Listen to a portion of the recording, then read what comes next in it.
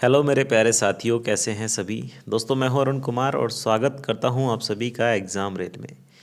आज की इस वीडियो में हम बातचीत करने वाले हैं आप लोगों के साथ कुछ इम्पोर्टेंट फैक्ट के बारे में। और वो इम्पोर्टेंट फैक्ट ये है कि उत्तराखंड के मुख्यमंत्री त्रिवेंद्र सिंह रावत ने अपने पद से इस्तीफा दे दिया है। इस्तीफा देने का कारण क्या है, इस्तीफा देने के बाद क्या हो सकता है, और जब से हमारा उत्तराखंड राज्य बना है, या कहें कि जब से उत्तराखंड राज्य बना है तब से अब तक कितने मुख्यमंत्री रह चुके हैं, किस सीरीज में रह चुके हैं। और एक बड़ा इंटरेस्टिंग फैक्ट है उत्तराखंड के मुख्यमंत्रियों के बारे में, जिसको भी मैं आपको बताने वाला हूँ। तो वीडियो को लास्ट तक देखिएगा। लास्ट के स्लाइड में या लास्ट में आपको पता चल जाएगा वो इंटरेस्टिंग फैक्ट क्या है। सबसे पहली बात तो आप ये जान लीजिए कि त्रिवेंद्र सिंह रावत बने थे भैया 2017 में मुख्यमंत्री। मतलब 2017 में इन्होंने पूर्ण बहुमत के साथ उत्तराखंड में क्या किया, मुख्यमंत्री पद को संभाला। 2017 में इलेक्शन हुए, चुनाव हुए। 70 सीटें विधानसभा की हैं उत्तराखंड में, जिनमें से 57 सीटें बीजेपी ने जीती और बहुमत के साथ एक नाम उजागर किया। वो नाम था किसका? त्रिवेंद्र सिंह रावत का, कि आज से मुख्यमंत्री बन जाएंगे उत्तराखंड के त्रिवेंद्र सिंह रावत।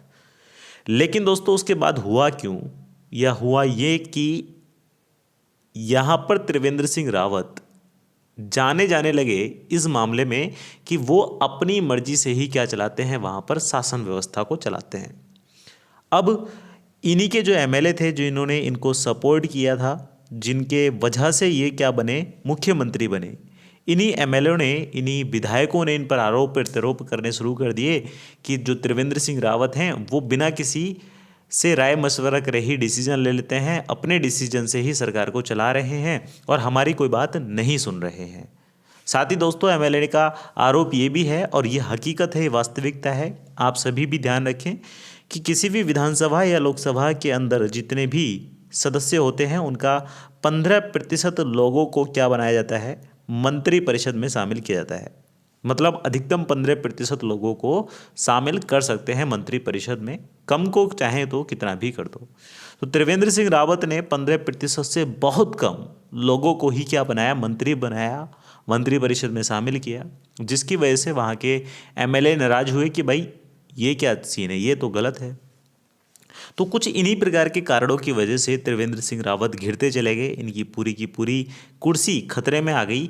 और फाइनली दोस्तों हुआ ये कि मुख्यमंत्री के इस्तीफे की मांग कर ली वहाँ के विधायकों ने, और विधायकों ने इस बात का अल्टीमेटम सौंप दिया कि अब क्या करना है भाई, हमें भी इस्तीफा देना है। अगर मुख्यमंत्री त्रिवेंद्र सिंह रावत ने इस्तीफा नहीं दिया तो हम इस्तीफा दे डालेंगे। कारण ये भी बताया जा रहा है कि कुंभ का मेला आयोजित होने वाला है हरिद्वार में, जिसके लिए कोई भी प्री प्लानिंग अभी तक नहीं की गई है। बहुत सारे ऐसे रीजन हैं जिनके लिए त्रिवेंद्र सिंह रावत की जो छवि है वो खराब होती नजर आई। इसी के चलते त्रिवेंद्र सिंह रावत ने 9 मार्च 2021 को राज्यपाल बेबी रानी मौर्य से मुलाकात की और अपना इस्तीफा उनको सौंप दिया, क्योंकि इनके ऊपर हाई कमीशन का बहुत ज़्यादा प्रेशर बन चुका था, बहुत ज़्यादा दबाव बन चुका था कि इनको इस्तीफा देना ही पड़ा। फाइनली दोस्तों इसके बाद हुआ ये कि इस्तीफे के साथ त्रिवेंद्र सिंह रावत ने अपनी कोई भी नाराजगी व्यक्त नहीं की बीजेपी के प्रति, और बल्कि उल्टे में ये कहा कि मैं बीजेपी के लिए हूँ और बीजेपी के लिए ही बना रहूँगा। लंबे समय से बीजेपी के साथ राजनीति कर रहा हूँ और 4 साल का मुख्यमंत्री पद संभालने का मुझे मौका मिला बीजेपी की वजह से, तो वह उसके लिए आभारी हूँ। उसके लिए मुझे काफ़ी स्वर्णिम मैं उसके लिए अवसर मानता हूँ। ठीक है। इसके बाद दोस्तों मैं ये भी बता देता हूँ कि त्रिवेंद्र सिंह रावत बीजेपी पार्टी के लिए झारखंड में इससे पूर्व, यहाँ के यानी कि उत्तराखंड के मुख्यमंत्री से बनने से पूर्व वहाँ पर अध्यक्ष भी थे, प्रभारी भी थे झारखंड के, और काफ़ी अच्छे से इन्होंने संघ का प्रचार प्रसार किया झारखंड के अंदर। इसके बाद दोस्तों इंटरेस्टिंग फैक्ट जो मैं आपको बताने वाला हूँ वो ये है, आप सभी जानते हैं उत्तराखंड जो राज्य है इसकी राजधानी अभी क्या है, देहरादून है, लेकिन एक राजधानी और बना दी गई है, वो है गैरसैंण। ये भी त्रिवेंद्र सिंह रावत के द्वारा ही बनाई गई, जिसका भी लोगों ने काफ़ी खुलकर विरोध किया है। और वो इंटरेस्टिंग फैक्ट जो आप जानने के लिए बेताब हैं वो ये है दोस्तों कि उत्तराखंड में अभी तक 8 सीएम या 8 बार या 8 लोग क्या बन चुके हैं, मुख्यमंत्री बन चुके हैं। त्रिवेंद्र सिंह रावत 8वें नंबर के थे। अब 9वें नंबर के कौन आएंगे, 1-2 दिन में जल्दी ही घोषणा हो जाएगी, उनका नाम सामने आ जाएगा। सबसे पहले यहाँ पर मुख्यमंत्री बने नित्यानंद स्वामी। उसके बाद बने कौन आपके भगत सिंह कोश्यारी, जो कि इस समय महाराष्ट्र में क्या है दोस्तों, राज्यपाल भी हैं। तो इन दोनों मुख्यमंत्रियों ने, अब आपको लग रहा होगा कि दोनों मुख्यमंत्री हैं, 2 कार्यकाल इन्होंने संभाले होंगे, तो नहीं मेरे भाई, इन दोनों ने मिलकर ही एक कार्यकाल संभाला है। मतलब कहने का यह है कि एक मुख्यमंत्री को 5 वर्ष का कार्यकाल मिलता है, 5 वर्ष का टाइम ऑफ पीरियड उसका होता है कि भाई 5 वर्ष तक क्या रह सकता है, मुख्यमंत्री रह सकता है। लेकिन एक भी मुख्यमंत्री उत्तराखंड में ऐसा नहीं है जो पूरे 5 वर्ष कंप्लीट किए हों। मतलब कह सकते हैं जिसने पूरे 5 वर्ष को पूरा किया हो, ऐसा एक भी मुख्यमंत्री नहीं है, बजाय सिर्फ और सिर्फ नारायण दत्त तिवारी के। तो ये बड़ा इंटरेस्टिंग फैक्ट है। एक इंटरेस्टिंग फैक्ट ये भी है कि आज तक उत्तराखंड के अंदर कोई भी पार्टी दोबारा से क्या नहीं बना पाई है, अपनी सरकार नहीं बना पाई है। मतलब एक बार भारतीय जनता पार्टी ने बनाया तो अगली बार कांग्रेस ने, फिर भारतीय जनता पार्टी ने, फिर कांग्रेस ने। तो मतलब कह सकते हैं आप कि लगातार कंटिन्यूसली कोई पार्टी 2 बार जीती हो, ऐसा नहीं हुआ है उत्तराखंड में आज तक के इतिहास में, उत्तराखंड के लिए, जो कि उत्तर प्रदेश का ही एक हिस्सा है, सभी जानते हैं बेहतर तरीके से। तो पहली कार्यकाल 2 लोगों ने मिलकर पूरा किया, दूसरा कार्यकाल नारायण दत्त तिवारी ने पूरा किया, अकेले ने पूरा किया, ये थोड़ा सा अपवाद है। उसके बाद आप आगे समझें।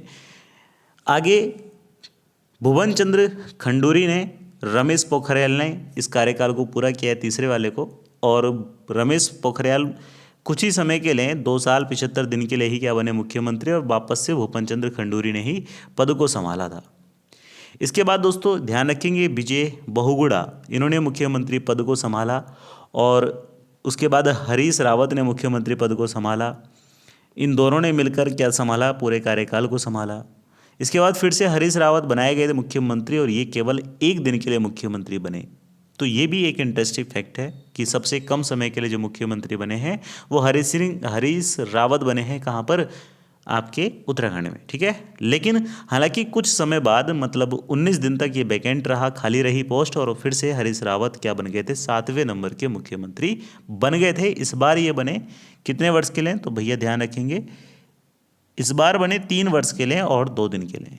फाइनली दोस्तों 4 वर्ष या यूँ कहें 3 वर्ष 358 दिन तक कौन रहे हैं, फिर से त्रिवेंद्र सिंह रावत बने हैं।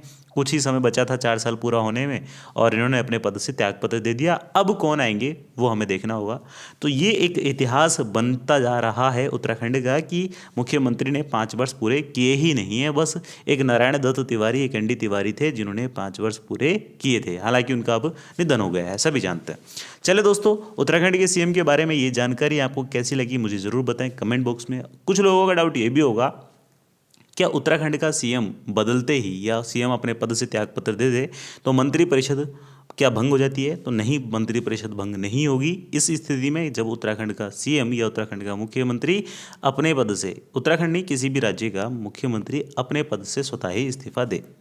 अगर हम केंद्र में बात करें, संघ में बात करें, तो प्रधानमंत्री अगर अपने पद से इस्तीफा दे दे तो पूरी की पूरी क्या हो जाती है दोस्तों, मंत्रिपरिषद भंग हो जाती है। सभी लोग अच्छी तरीके से जानते हैं। चलिए दोस्त, take care, all the best, जय हिंद जय भारत। मैं अरुण कुमार, मेरा काम था यहाँ तक की इन्फॉर्मेशन आपको पहुँचाना। अब आपका काम है इस इन्फॉर्मेशन को जितना हो सके उतना शेयर करना, अपने दोस्तों तक पहुँचाना। साथ ही इस चैनल को सब्सक्राइब कर लीजिए ताकि और भी वीडियोस आपको मिल जाएं और इंस्टेंट रूप से नोटिफिकेशन मिल जाए। उसके लिए बेल आइकन को प्रेस कर दीजिए। वीडियो कैसा लगा कमेंट बॉक्स में ज़रूर बताएं। वीडियो पसंद आए तो लाइक कीजिएगा। Take care, bye bye, have a nice day.